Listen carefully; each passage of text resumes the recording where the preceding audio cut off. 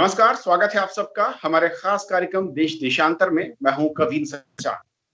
देश देशांतर में आज हम बात करेंगे ड्रोन टेक्नोलॉजी हमने देखी और उसके बाद उसको लेकर एक पॉलिसी सरकार ने तैयार की और अब उसके परिचालन यानी इसको चलाने को लेकर क्या रूल्स हैं वो पब्लिक के सामने आए हैं, यानी कि पब्लिक के पास सामने रखे गए हैं। और ये रूल्स क्या हैं, किस तरीके से ड्रोन का संचालन कौन कर पाएगा, क्या दायरा होगा, क्या सुरक्षा मानक हैं, कहां पर परमिशन लेनी होगी, और इसे लेकर जो तमाम संदेह या सवाल खड़े हो रहे थे सुरक्षा को लेकर वो कितने जायज हैं और उनका कितना ध्यान रखा गया है, और क्या अभी भी कोई चुनौती इसे लेकर बची हुई है, ये सब कुछ समझेंगे हम अगले आधे घंटे।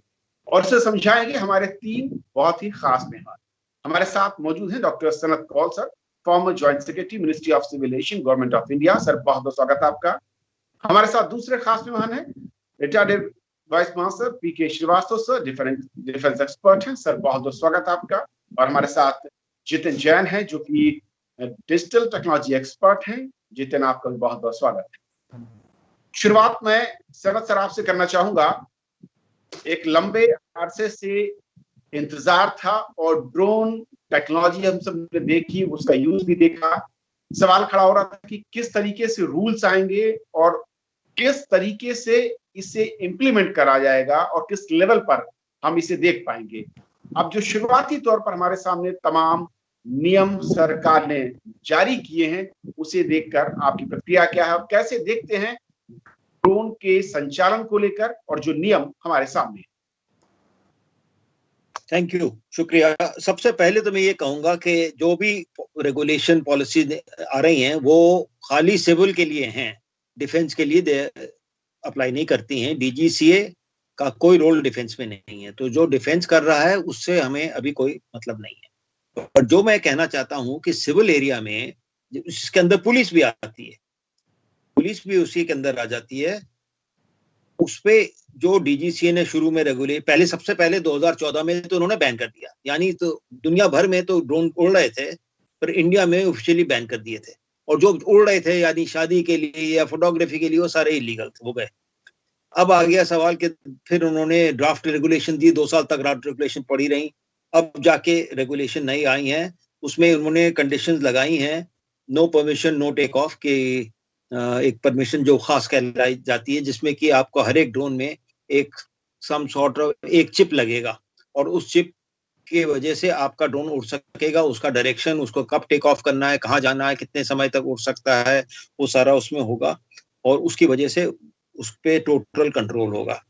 तो वो एक बात हो गई जिससे कि लोकल इंडस्ट्री जो इंडिया में बड़ी होनी चाहिए थी, जिसका मंत्री जी ने भी एक बार कहा कि इंडिया में तो सबसे बड़ी इंडस्ट्री वर्ल्ड में ड्रोन की होगी, उसका अभी तो मुझे कुछ लग नहीं रहा कि कुछ हो रहा है उसका।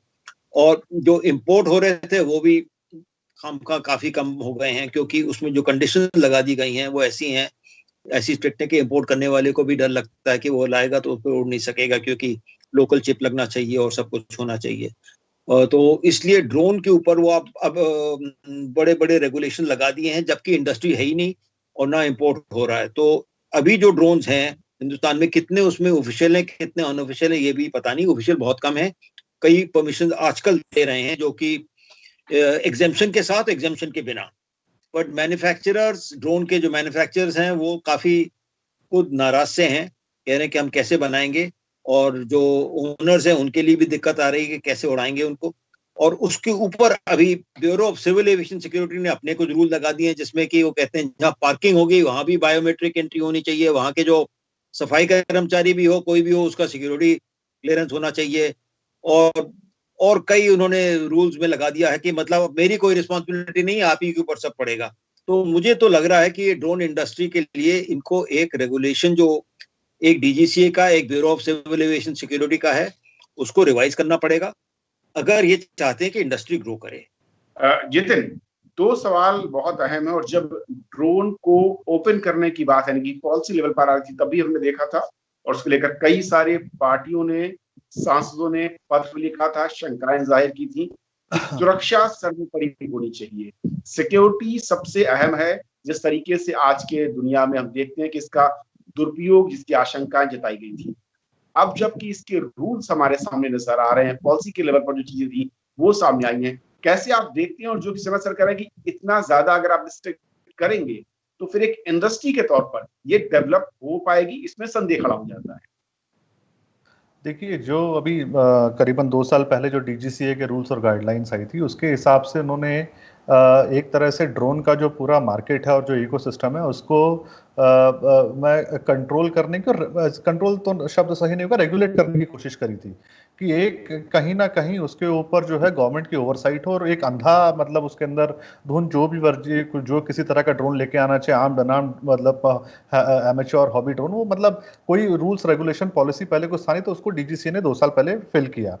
और उन्होंने उस समय 3 बड़ी बातें करी। पहली बात, उन्होंने ड्रोन्स को अलग अलग कैटेगरी में डिफाइन किया, हॉबी ड्रोन्स हो गए, मिनिएचर ड्रोन्स हो गए या प्रोफेशनल ड्रोन्स हैं। और उसके बाद ये कहा कि हर ड्रोन को भारत के अंदर रजिस्टर करा जाए, जो उसमें कोई आपत्ति नहीं है। दूसरा ये कहा गया कि ड्रोन का रजिस्ट्रेशन होगा और पायलट को लाइसेंस लेना होगा। तो इसमें सेग्रीगेशन किया गया कि जो ऑपरेटर है वो एक अलग उसको डाला गया और जो इक्विपमेंट है उसको अलग कैटेगरी में डाला गया। और ये करने के बाद मोटा मोटा ये था कि अगर आप एक तो जो सेंसिटिव जोन्स है, नो फ्लाई जोन है, जैसे इंडिया गेट हुआ या डिफेंस एस्टेब्लिशमेंट है, वो नो फ्लाई जोन रहेंगे। और जहाँ पे बाकी जगह अगर कोई ऐसा एरिया है जहाँ पे आपको फ्लाई करना है, एक्सेप्ट फॉर 50 मीटर्स या शादी वादी की जो रिकॉर्डिंग है, आपको अपना फ्लाइट पाथ बनाना होगा, उसको ऑनलाइन फाइल करना होगा डिजिटल स्काई एप्लीकेशन के अंदर, आपको परमिशन लेनी होगी। अगर आप वो नहीं करेंगे तो फिर उसके ऊपर आपके पास एयरक्राफ्ट एक्ट 1934 के अंदर कार्यवाही करी जाएगी। और वो फ्लाई पाथ करने के बाद एक तरह से उस मार्केट को आपने इस तरह से एक इकोसिस्टम बना के कि ड्रोन रजिस्ट्रेशन करवाना, उड़ाने वाले को लाइसेंस देना, उनसे पहले फ्लाइट पाथ लेना और उसके बाद वो करना, ये इस तरह से इकोसिस्टम को रेगुलेट करने की कोशिश करी गई। उसके अंदर जो कमी मुझे कहीं ना कहीं लगी वो ये लगी, जो एग्जिस्टिंग जो इतना बड़ा तबका है जिसके पास पहले से वो ड्रोन लेके आ गए, वो किसी ने मुझे लगता नहीं जाके रजिस्टर करवाए हैं, पहली बात। दूसरी बात, ड्रोन अगर आपने मान लीजिए पकड़ भी लिया, बाद में उसका फोरेंसिक्स करना, वो कैपेबिलिटी और बाद में उसके यूजर को ट्रैक करना, वो अपने आप में एक चैलेंज है। तीसरा, फिर भी इंसिडेंट होते आए हैं, एयरपोर्ट के पास आपने ड्रोन साइटिंग करी गई, ये सब किया गया, तो ये तो चैलेंजेस हमेशा रहेंगे। अब बीसीएस जो है, ये bureau of civil aviation security, ये मैदान में कूदे, ये नई गाइडलाइंस लेके आए हैं। तो एक कॉम्प्रिहेंसिव पहले का उसको अपेंड नहीं किया, ये एक नया एक तरह से उन्होंने अपना एक जो एडिशनल वो दिया है। मुझे लगता है कि एक एंटिटी होनी चाहिए, सिंगल विंडो, जो भी पॉलिसी है सिंगल विंडो क्लियरेंस होना चाहिए, पहली बात।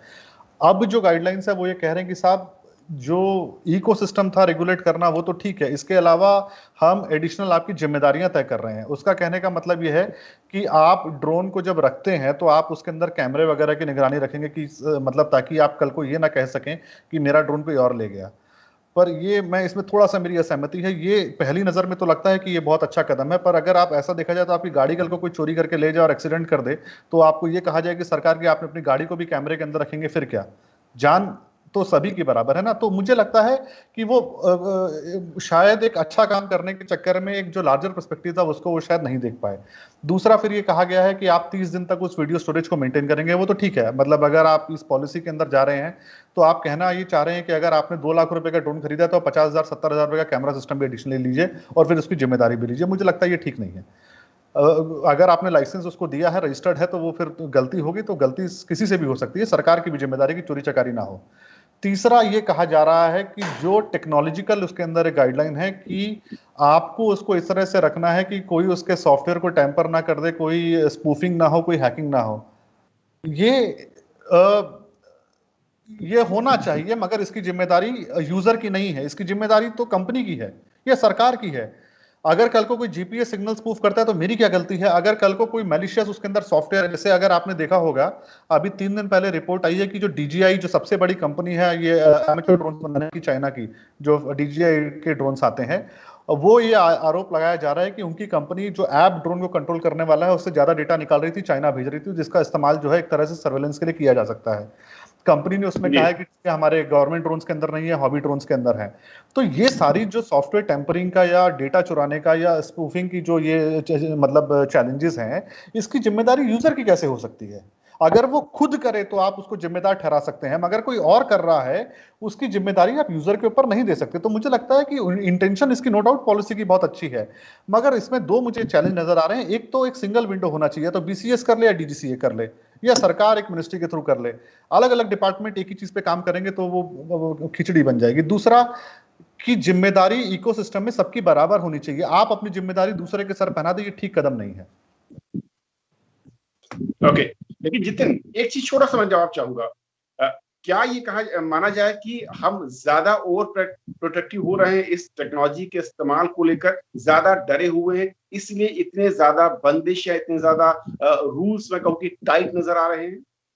नहीं, सर ने जैसे कि पहले कहा, देखिए डर तो है, क्योंकि अभी क्या है कि आज ड्रोन के ऊपर पिज्जा डिलीवरी हो रही है पावरफुल ड्रोन से। मिनिएचर ड्रोन, मतलब जो सर्किटरी है वो मिनिएचर होती जा रही है, कैमरे का रेजोल्यूशन बढ़ता जा रहा है, बैटरी की कैपेसिटी बढ़ती जा रही है, जीपीएस कंट्रोल ड्रोन से आप मतलब 10-12 किलोमीटर तक फ्लाइंग कर पा रहे हैं आधे घंटे तक।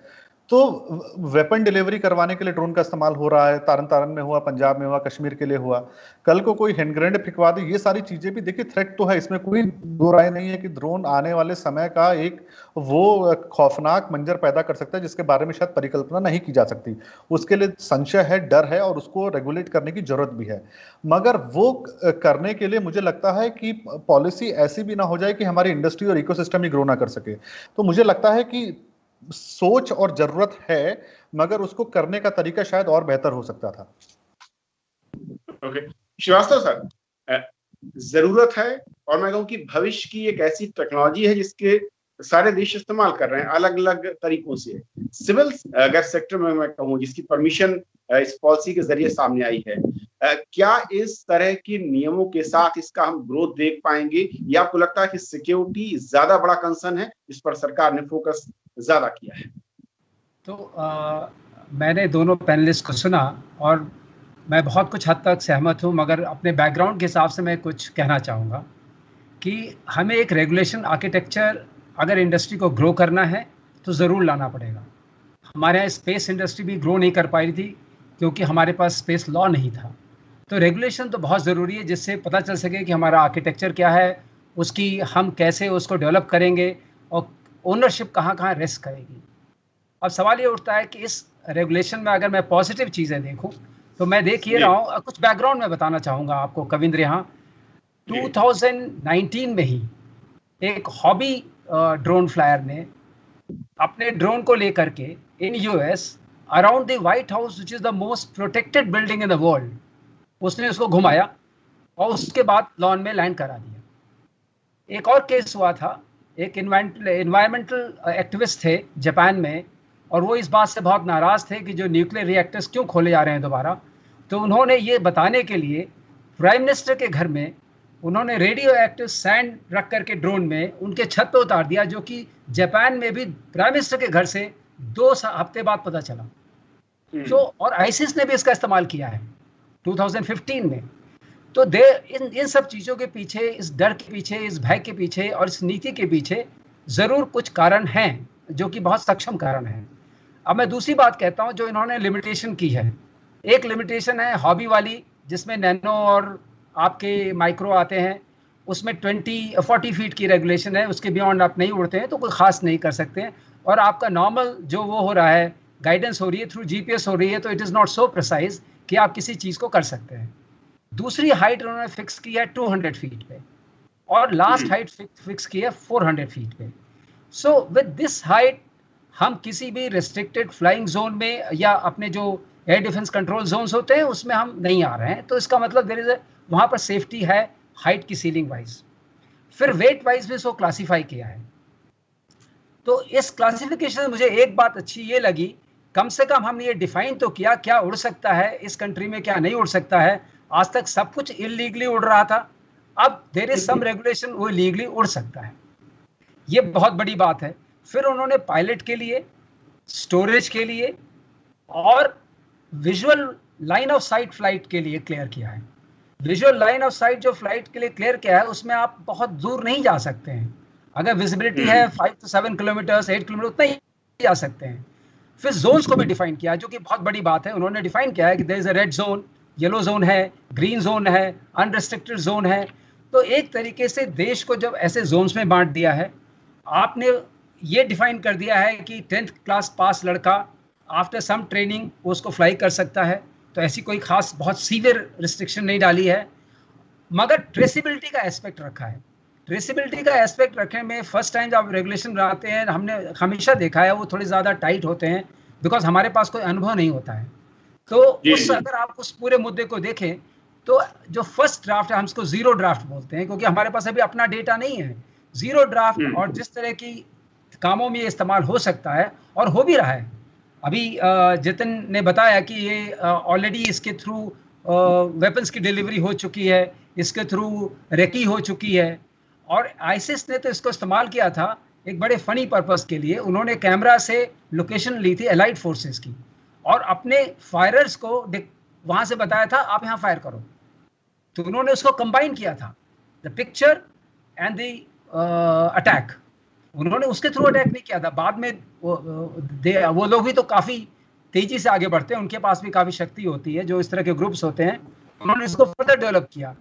तो ये जो भय आया है इस आर्किटेक्चर के पीछे, लेकिन मैं कुछ बातें बता दूं। आर्किटेक्चर में सीलिंग का डेफिनेशन मिल गई है, कौन फ्लाई कर सकता है उसकी डेफिनेशन मिल गई है, ट्रेसेबिलिटी कैसे होगी उसकी डेफिनेशन मिल गई है, अनलाइसेंस फ्रीक्वेंसीज जो यूज की जा सकती हैं उसकी डेफिनेशन मिल गई है, और डेफिनेशन ये भी मिल गई है कि हम किसको यूनिक आइडेंटिफिकेशन नंबर देंगे और कहां पर हमें एयर डिफेंस क्लियरेंस नंबर की जरूरत पड़ेगी।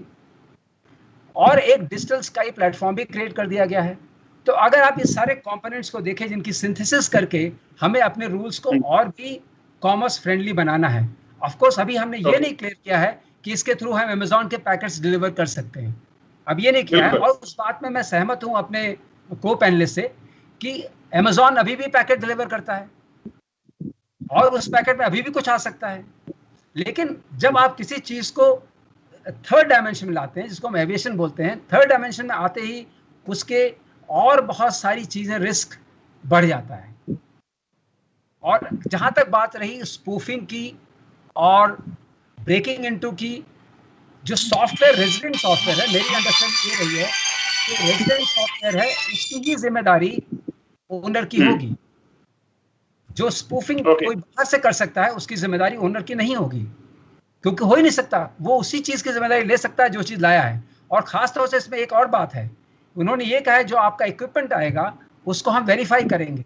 एक बार आप वेरिफिकेशन सर्टिफिकेट दे देंगे और आप ये कहते हैं कि टेम्पर नहीं किया जाए, और टेम्परिंग की आप गारंटी लेते हैं जिसके लिए सीसीटीवी कैमरास वगैरह लगाते हैं, विच अभी मैं भी सोचता हूँ कि इट्स हैज बीन ओवरडन, मतलब इतना ज़्यादा करना शायद पॉसिबल नहीं होगा, क्योंकि ये इंडस्ट्री एंटरप्रेन्योर्स की इंडस्ट्री है, ये ग्रो करेगी बड़े छोटे लेवल से।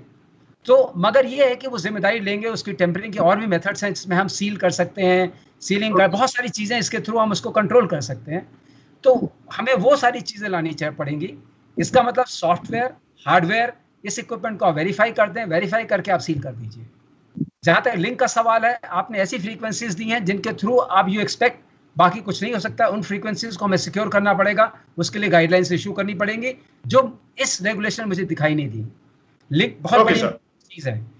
एंड फिर आपने जो बाकी डेफिनेशन दी है एनवायरमेंट की, एनवेलप की, फ्लाइंग एनवेलप की, वो भी आपने एक डेफिनेशन दे दी है। तो उस हिसाब से कविंद्र मैं कहना चाहूँगा एक छोटा स्टेप है रेगुलेशन आर्किटेक्चर क्रिएट करने का, अपने आप में एक सक्षम और समर्थ एक स्टेप लिया गया है, और इसमें और बहुत सारी इम्प्रूवमेंट्स की बहुत ज़्यादा ज़रूरत है, जो मुझे लगता है जैसे कलेक्ट होगा आगे बढ़ना होगा और सनत सर, जैसा कि श्रीवास्तव सर कह रहे हैं कि क्योंकि हमारे पास कोई अपना एक्सपीरियंस नहीं, लेकिन दुनिया भर में जो इसके मिसयूज के एक्सपीरियंसेस हमने देखे हैं, शायद उससे देखते हुए हमने जो ड्राफ्ट पॉलिसी जिसे जीरो नाम दे रहे हैं श्रीवास्तव सर की शुरुआत है, ये इनिशियल एक है। हमारे अनुभव के साथ इसको हम बदलेंगे। क्या स्टार्टिंग लेवल पर ये ज्यादा टाइट हो रहे हैं रूल्स लेवल पर, थोड़ा सा और ओपन स्पेस देना चाहिए था, जैसे कि ड्रोन का रजिस्ट्रेशन की बात है, उसको रखने की बात है, उसकी रिकॉर्डिंग की बात है, उसमें वीडियो कैमरे के साथ आपकी रिकवरी की बात हो रही है। यहाँ पर कुछ ज्यादा ही टाइट कर दे रहे हैं नियम। देखिए, ये डिस्कशन है growth of an industry versus security. ठीक है, ये डेंजरस इंडस्ट्री है, मैं इसको मानता हूं। और जैसे अभी कहा गया कि वेपन्स भी ड्रोन के थ्रू, सिविल ड्रोन के थ्रू डिलीवर हो रहे हैं across the border to India, ये सब बातें हैं। पर आप $1 billion multi billion dollar industry को बाईपास कर रहे हैं। 10 साल से आप लगे हुए हैं रेगुलेशन को, कभी कहते हैं करेंगे नहीं करेंगे, 2 चीजें ले आए, फिर ऐसा बना देते हैं जिससे कि कोई जो डेवलपर्स हैं, जो यंग एंटरप्रेन्योर्स हैं, सब नाराज हो जाते हैं। कई तो बाहर छोड़ के विदेश चले गए हैं, कह रहे हैं वहां हम बनाएंगे, यहाँ इस देश, ये नालायक देश है, यहाँ कुछ नहीं कर सकते हैं हम काम। तो ये सब चीजें मिक्स करनी पड़ती हैं। इसमें एक चीज ये है कि मैं भी सरकार में रह चुका हूँ, कि जी हर चीज में रूल लगा दो ऐसा कि हमारे ऊपर कोई ना पड़े, हमारा काम कोई नहीं है इसमें, हमारे ऊपर कोई अगर कोई गड़बड़ हो जाए तो हम कह देंगे ये तो रूल हमने बना दिए थे, इन्होंने वायलेट किए, इनको पुलिस जाके चेक करे। तो ये एटीट्यूड जो है कि आपके पास 2 ड्रोन हैं, आप उसमें सीसीटीवी लगाइए, उसमें अगर कोई सफाई करने वाला यहाँ आदमी आपने रखा तो उसकी सिक्योरिटी क्लियरेंस कराइए और ये सब कराइए। इस तरह के रूल बना बना के आप क्या चाहते हैं, कहना क्या चाहते हैं? उसके बाद भी अगर नहीं होगा हादसा, मैं तो ये नहीं कहता हूं, मैं तो कह रहा हूँ बिल्कुल हो सकता है इसमें। ड्रोन तो डेंजरस चीज है ही। अगर कोई चाहे, अब देखिए, अब गाड़ी आपके सबके पास है आजकल, गाड़ी स्कूटर, अब गाड़ी के एक तो जगह हम ओपन में खड़ी करें या गराज बनाए, गराज रखें तो सीसीटीवी कैमरा रखें, हमारा जो गाड़ी को साफ करेगा जिसको हम पैसा देते हैं उसकी भी पहले पुलिस से सिक्योरिटी करवाएं कि वो आदमी बम तो नहीं डाल देगा गाड़ी के अंदर। तो कितना प्रिकॉशन ले सकते हैं आप, और आप उसके बाद भी होगा तो फिर कौन रिस्पॉन्सिबल है? आप रिस्पॉन्सिबल है या नहीं? तो एक कोई मॉडरेशन होना चाहिए किसी के बीच में, ये नहीं कि एक डिपार्टमेंट कहता है ऐसा कर दो तो मेरे ऊपर कोई बद्दा नहीं पड़ेगा, कोई नहीं मेरे ऊपर उंगली दिखा सकता। तो ये सब करना बड़ी गलत बात है। आपको एक कोऑर्डिनेटेड अप्रोच होनी चाहिए। अब देखिए, सिविल एविएशन मिनिस्ट्री में डीजीसीए भी है, उनका सबऑर्डिनेट डिपार्टमेंट है, और ब्यूरो सिविल एविएशन सिक्योरिटी भी, अलग अलग गाइडलाइंस कर रहे हैं लोग। तो इसका मतलब है, मुझे तो समझ नहीं आता कुछ कि हो क्या रहा वहां और कौन देख रहा है उसको। तो ऊपर से और हैं और मिनिस्ट्री सब अपना अपना कहती है, अपना सेफगार्ड करती है। ये कहना है मेरा। वैसे तो सब चीज, यूनिक आइडेंटिफिकेशन, पायलट लाइसेंसिंग, सभी कुछ करना पड़ेगा, वो तो करना ही है। उस पायलट का भी है, ऑपरेटर का भी लाइसेंस चाहिए, सब कुछ चाहिए। पर ऐसी चीज बताइए जिसमें कि जैसे गाड़ी आप खरीदते हैं, आपने अपना लाइसेंस भी बनवाया, आपने गाड़ी को भी रजिस्टर कराया, गाड़ी को चलाया भी, आपने स्पीडिंग किया तो ऊपर आपके ऊपर फाइन भी हो सकता है। बट ये सब तो नहीं। अब आपका सॉफ्टवेयर की बात आ गई, सॉफ्टवेयर को अगर कोई आपके सॉफ्टवेयर में गड़बड़ करे तो आप रिस्पॉन्सिबल है। अरे आप तो एक सॉफ्टवेयर एक्सपर्ट थोड़ी है, आपने तो एक ड्रोन खरीदा है, आपने ड्रोन पायलट लाइसेंस लिया, ड्रोन ऑपरेटर लाइसेंस लिया। अब सॉफ्टवेयर में जैसे डीजीआई की बात चल रही है कि उनका डेटा कहाँ जा रहा है हमें पता नहीं। आइदर आप डीजीआई को मत अलाउ करिए या उनसे कहिए लोकल चिप लगेगा, पर आपने ऐसे रूल्स बना दिए जिससे कि मामला जो होना चाहिए था हिंदुस्तान में, जो कि ग्रोथ होनी चाहिए थी ऑफ द मैन्युफैक्चरिंग इंडस्ट्री, वो खत्म कर दिया। ये मेरा कहना है। जितिन, जो बात सनत सर कह रहे हैं बहुत इंपॉर्टेंट है, लेकिन थोड़ा सा इसको मैं समझना चाहूंगा कि दूसरे देशों की तुलना करें, क्या सिंगल विंडो सिस्टम या एक सिंगल अथॉरिटी के थ्रू अगर हम इसे रेगुलेट करते हैं या इसके रूल्स फ्रेम करते हैं, ज्यादा सहूलियत रहती? अगर हम अलग अलग रीजन के हिसाब से अलग अलग एजेंसी को देखेंगी तो जाहिर है कि हर एक में कॉन्ट्रडिक्शंस भी नजर आएंगे और रूल्स कहीं कुछ ज्यादा हार्ड होते जाएंगे।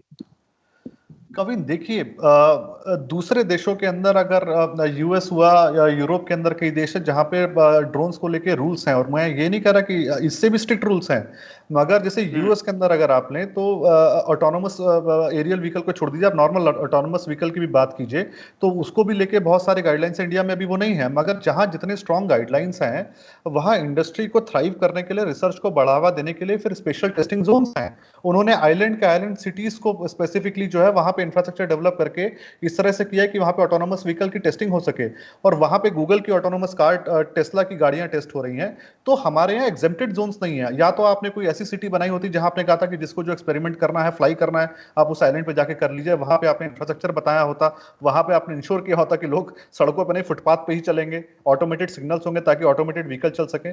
तो हर चीज के दोनों पहलू होते हैं, सिक्योरिटी को भी देखना है और इंडस्ट्री की ग्रोथ और इनोवेशन को भी देखना है। हमारे यहाँ खाली अभी सिक्योरिटी को देखा जा रहा है। और जो मैंने ओपनिंग रिमार्क में भी कहा था, देखिए मैं श्रीवास्तव सर की बात से सहमत हूं। जो एयर डिफेंस जोन आपको आइडेंटिफाई करना है, रेड जोन आइडेंटिफाई करना है, लाइसेंसिंग करनी है, परमिशन लेना है, तो ये सारा काम तो डीजीसीए ऑलरेडी कर चुका था 1.5 साल पहले। यूनिक रजिस्ट्रेशन नंबर दिया जाएगा, डीजीसीए ने कहा। आपको लाइसेंस लेना होगा, डीजीसीए ने कहा। ड्रोन की कैटेगरी क्या होगी, डीजीसीए ने कहा। कितनी हाइट पे फ्लाई करेंगे, डीजीसीए ने बताया। फ्लाइट पाथ आपको देना है पोर्टल के ऊपर बिना किसी, और देखिए डीजीसीए की पॉलिसी कि सभी लोगों ने तारीफ करी क्योंकि वो अपने आप में एक लैंडमार्क था। उन्होंने सोच समझ के रेगुलेट किया और बहुत बैलेंस आर्किटेक्चर था। और जब जो कि सबसे बड़ा खतरा क्या होता है, लोगों को धक्के खाने पड़ेंगे कि सरकारी बाबू से परमिशन लेके आओ। तो डीजीसीए ने सबसे अच्छा काम ये किया कि सारा एक पोर्टल बना दिया ऑनलाइन। साहब आप इसमें ऑनलाइन अप्लाई कर दो फ्लाइट पाथ, आपका काम खत्म हो गया, फ्लाई कीजिए। कोई ह्यूमन इंटरफेरेंस नहीं था कि आपको रिश्वत देनी होगी या ये सब होगा। तो डीजीसीए की पॉलिसी को आप revolutionary, practical, pragmatic, balance policy कह सकते हैं। पर जो BCS के अब जो गाइडलाइन आए हैं वो उसके ऊपर ओवर द टॉप है, और वो ओवर द टॉप मतलब ये घास के पहाड़ पे किसी को बिठाने जैसी बात है। मैं आपको सीरियसली बता रहा हूं, इसके नीचे कोई रिसर्च नहीं है। DGCA की पॉलिसी में रिसर्च बहुत थी, जो लोग कभी सोच भी नहीं सकते थे कि भारत का कोई गवर्नमेंट सेक्टर कितनी मतलब balance policy, industry specific policy लेके आएगा। वो काम DGCA ने सरकार उसको करने में उनको कई साल लगे, उन्होंने इंतजार किया, बड़ी इंडस्ट्रियों को भी इंतजार कराया। रिलायंस की एप्लीकेशन 1.5-2 साल पेंडिंग रही, मगर जब पॉलिसी आई तो बैलेंस पॉलिसी आई। आज जो गाइडलाइंस आई है, आई एम सॉरी टू से कि वो या तो आप क्लासिफिकेशन करते कि जिसके पास 150 ड्रोन है, जैसे अमेजोन है या कोई कंपनी ऐसी जो बड़े लेवल पे ऑपरेट कर रही है, वो कैमरा लगाएगी, या किसी के पास आर्म ड्रोन है, या किसी के पास इतनी बड़ी ड्रोन है कि बहुत मेजर डैमेज हो सकता है, उसके ऊपर कैमरा। अगर आप सोचेंगे कि मतलब नॉर्मल एक 5 किलो के ड्रोन के ऊपर कोई कैमरा लेके घूमेगा, तो ये ठीक नहीं है। मतलब आप देखिए, गाड़ी ट्रक में और 2 व्हीलर में फर्क होता है, अलग अलग रेगुलेशन है। तो मुझे लगता है कि ये जो कैमरे और जो कोडिंग वाली बात है, इसको आई थिंक मुझे लगता है रिलुक करना चाहिए। और दूसरी बात जो मैंने शुरू में भी कहा कि there can not be in any sector 2 different voices. एक मिनिस्ट्री की 2 अलग अलग एंटिटी 2 अलग अलग गाइडलाइन नहीं दे सकती, नहीं देनी चाहिए। या तो वो एक बिल के साथ में बैठे। मुझे लगता भी नहीं है कि इसमें DGCA को कंसल्ट किया गया है। ओके, श्रीवास्तव सर, एक आखिरी कमेंट मैं चाहूंगा कि एक तो ये कि DGCA की जब गाइडलाइंस थी और जिसकी जितिन ने कहा कि वो तकरीबन सभी जो स्टेक होल्डर हैं उनको सही लग रही थी, थोड़ा बहुत अमेंडमेंट हमेशा गुंजाइश रहती है, लेकिन उसके बाद BCS को अलग से गाइडलाइन से, अलग से रूल्स के साथ क्यों आना पड़ रहा है, और क्या यहाँ पर सिंगल अथॉरिटी या सिंगल विंडो सिस्टम जिसे मैं कहता हूं उसकी ज्यादा दरकार है और वो लैग कर रहा है?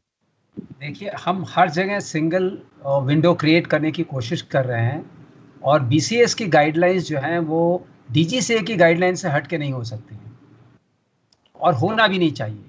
तो जहाँ तक सवाल है, जब एक डिजिटल प्लेटफॉर्म क्रिएट कर दिया गया है, आपको उसी के थ्रू इंटरेक्ट करना चाहिए, और ये एक मुद्दे की बात है। एसेंशियली मैंने देखा हमारा और कोई इस पॉलिसी को लेके प्रॉब्लम नहीं है। समटाइम्स रेगुलेशन इज इशूड इसलिए कि भाई हम एम्पलीफाई करते हैं जो उस पॉलिसी में कहा गया है या उसमें जो एनोटेटेड है उस रूल में, लेकिन ये उसको जहाँ कॉन्फ्लिक्ट करती है वहाँ पर DGCA डोमिनेट करना चाहिए। सो सिंगल विंडो कॉन्सेप्ट अगर हम इम्प्लीमेंट नहीं करते हैं, सो हमेशा बहुत कन्फ्यूजन रहेगा। दो डिपार्टमेंट मिल करके न तो उनके पास सही डेटा कलेक्ट होता है, और न सही, मैं तो नहीं कहना चाहूँगा जो शब्द जतिन ने प्रयोग किए हैं कि बाबू लोगों के साथ इंटरेक्ट करके और जो बाकी चीज़ें होती हैं वो होंगी, शायद वो उससे बहुत कन्फ्यूजन होता है। तो एक बात तो हमें मान के चलनी पड़ेगी कि single window clearance through a digital platform, ये हमारे लिए बड़ा इंपॉर्टेंट होगा। और दूसरा ये जरूर देखना पड़ेगा, जो सनत जी ने बोला कि इट्स $100 बिलियन इंडस्ट्री। $100 बिलियन में से हमें, और इंडिया में जब ये इंडस्ट्री टेक ऑफ करती है, अगर इसका कमर्शियल एक्सप्लॉयटेशन शुरू होता है, जैसे हम स्पेस में अब करने की कोशिश कर रहे हैं, हम ये पॉलिसी ला रहे हैं, स्पेस लॉ ड्राफ्ट करते समय हमने ये देखा है कि अब जो हमारे लॉन्च व्हीकल्स होंगी और PSLV-2 टाइप, हम चाहते हैं कि वो प्राइवेट सेक्टर में बने। एक तरफ हम उतना आगे बनना चाहते हैं, हम इमेजरी को लोगों को ये उसको हम कमर्शलाइज करना चाहते हैं विद सर्टेन रेस्ट्रिक्शंस, कि अगर हम कमर्शलाइज करते हैं तो इससे ज़्यादा रेजोल्यूशन की इमेजरी आप नहीं बेच सकते मार्केट में। उस तरह का सर्टेन मिलिट्री इंस्टॉलेशंस की और सर्टेन क्रिटिकल एरियाज की इमेजरी नहीं बेच सकते हैं। लेकिन आप उस मार्केट को क्रिएट करिए, और जहां पर आपको ज़्यादा लगता है सिक्योरिटी इम्प्लीकेशंस हैं, जो नेशनल सिक्योरिटी आर्किटेक्चर से कॉन्फ्लिक्ट में आते हैं, वहां पर सिर्फ ब्लॉक करिए। सो वो सिलेक्टिव होना चाहिए। अभी हमने क्या कर दिया है, दी रेगुलेशन इज ऑल परवेजिव और सिलेक्शन का प्रोसेस बड़ा थोड़ा छोटा है। ये उल्टा होना चाहिए, आप परमिट करिए और फिर सिलेक्टिवली डिनाई करिए। चलिए, वक्त कम है, लेकिन बहुत बहुत शुक्रिया आप तीनों मेहमानों का हमारे साथ इस बेहद अहम चर्चा में शामिल होने के लिए। तो आज फिलहाल इतना ही। नमस्कार।